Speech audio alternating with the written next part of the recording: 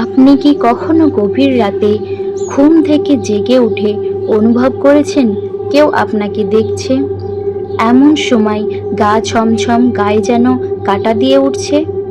আপনি কি কখনো এমন স্বপ্ন দেখেছেন যা স্বপ্নের চেয়েও বেশি বাস্তব মনে হয়েছে? মৃত্যুর পর ঠিক কী হয়?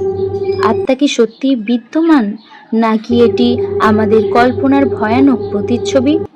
আজ আমরা উদ্ঘাটন করব এক চরম সত্য: বিজ্ঞান কি আত্মার অস্তিত্ব স্বীকার করে, নাকি সবই এক বিভীষিকাময় মিথ? বিশ্বের প্রায় প্রতিটি সংস্কৃতি বলছে মৃত্যুর পরও কিছু একটা রয়ে যায়। কেউ বলে এটি আমাদের চেতনা জগৎ, আবার কেউ কেউ বলে এটি এক অতিপ্রাকৃত শক্তি যা এক পৃথিবীর সীমা ছাড়িয়ে গেছে। হিন্দু ধর্ম বলে আত্মা অমর, এটি দেহ ত্যাগ করে নতুন জন্ম নেয়। কিন্তু মাঝে কি হয়? নরক, স্বর্গ, নাকি এক ভয়ানক অন্ধকার? ইসলাম ও খ্রিস্ট ধর্ম বলে মৃত্যুর পর আত্মা বিচারের জন্য অপেক্ষা করে। যদি ভালো হয় স্বর্গ, কিন্তু যদি পাপী হয় এক ভয়ানক শাস্তি। বৌদ্ধ ধর্ম বলে পুনর্জন্ম হয়, কিন্তু কিভাবে? আত্মা কি আমাদের নিয়ন্ত্রণের বাইরে? কথিত অভিশপ্ত আত্মারা বলে পৃথিবীর বিভিন্ন সংস্কৃতিতে আত্মাদের দেখা যাওয়ার দাবি ভয়ঙ্কর অভিশাপ। আর রহস্যময় ঘটনাগুলো কেন ঘটছে? বিজ্ঞানের ভয়ঙ্কর উত্তর: অজানা এক সত্য। হাজার বছর ধরে ধর্ম ও আধ্যাত্মিক বিশ্বাস আত্মার অস্তিত্বকে স্বীকার করেছে, কিন্তু বিজ্ঞান এখনও নিশ্চিত হতে পারেনি। তবুও এমন কিছু বৈজ্ঞানিক গবেষণা ও পর্যবেক্ষণ আছে যা আত্মার ধারণার সঙ্গে আশ্চর্যজনক মিল খুঁজে পেয়েছে। নাম্বার 1, চেতনা ও মস্তিষ্ক আত্মার সম্ভাব্য আস্তানা। বিজ্ঞান বলে আমাদের চেতনা বা সেলফ অ্যাওয়ারনেস তৈরি হয় নিউরনের বৈদ্যুতিক সংকেত থেকে। কিন্তু একাধিক গবেষণা দেখিয়েছে কিছু লোক মৃত্যুর কাছাকাছি গিয়ে এমন অভিজ্ঞতা লাভ করে যা ব্যাখ্যাতীত। অনেকেই দাবি করেছেন তারা মৃত্যুর মুহূর্তে এক উজ্জ্বল আলো দেখেছেন। কেউ বলেছেন তারা নিজেদের দেহের বাইরে গিয়ে পুরো কক্ষ দেখতে পেয়েছেন। কিছু মানুষ আবার দাবি করেন তারা মৃত আত্মার সাথে কথাও বলেছেন। বিজ্ঞানীরা বলেন এটি মস্তিষ্কের অক্সিজেন স্বল্পতা ও নিউরোট্রান্সমিটারের ক্রিয়াশীলতার কারণে হওয়া দৃষ্টিভ্রম হতে পারে। তবে প্রশ্ন হলো, এটি দৃষ্টিভ্রম কেন এতজনের ক্ষেত্রে একই রকম হয়? নাম্বার 2, কোয়ান্টাম ফিজিক্স কি আত্মার অস্তিত্ব সমর্থন করে? কোয়ান্টাম মেকানিক্স এমন কিছু ধারণা দেয় যা আত্মার অস্তিত্বের পক্ষে যুক্তি দিতে পারে। রাগার, পেনরোজ ও স্টারহ্যামরোফ এর গবেষণা। তারা বলেন আমাদের মস্তিষ্কে থাকা মাইক্রোটিউবুল কোয়ান্টাম স্তরে কাজ করে।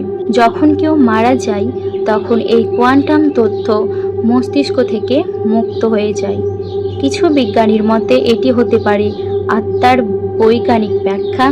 প্রশ্ন: যদি চেতনা কোয়ান্টাম স্তরে কাজ করে, তাহলে এটি কি মৃত্যুর পরও কোনো না কোনোভাবে টিকে থাকতে পারে? 21 গ্রাম পরীক্ষার রহস্য সত্য নাকি ভুল?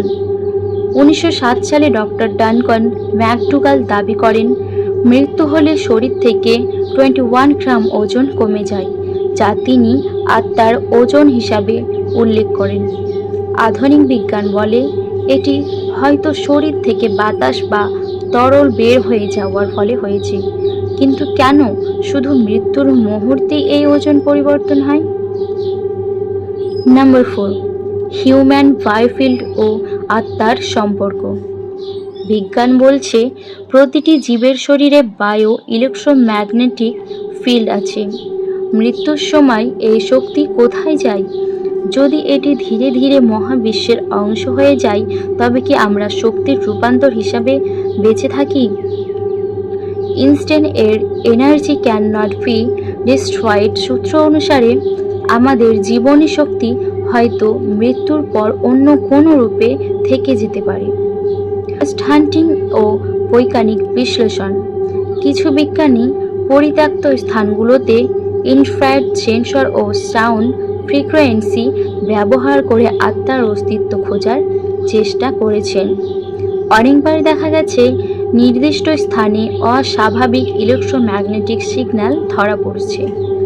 কিছু ক্ষেত্রে রেকর্ডারে অদ্ভুত আওয়াজ বা কণ্ঠস্বর শোনা গেছে যা কোনো ব্যাখ্যা ছাড়াই এসেছে। যদিও বিজ্ঞান এখনও নিশ্চিতভাবে বলছে যে আত্মা আছে, তবে এই বিজ্ঞানগুলো রহস্যজনক। উপসংহার: আত্মা কি বিজ্ঞানের সীমা ছাড়িয়ে গেছে? বিজ্ঞান এখনও আত্মার অস্তিত্বের পক্ষে চূড়ান্ত প্রমাণ দেয়নি, তবে এমন অনেক গবেষণা ও পর্যবেক্ষণ আছে যা আত্মার ধারণাকে পুরোপুরি উড়িয়ে দেয় না।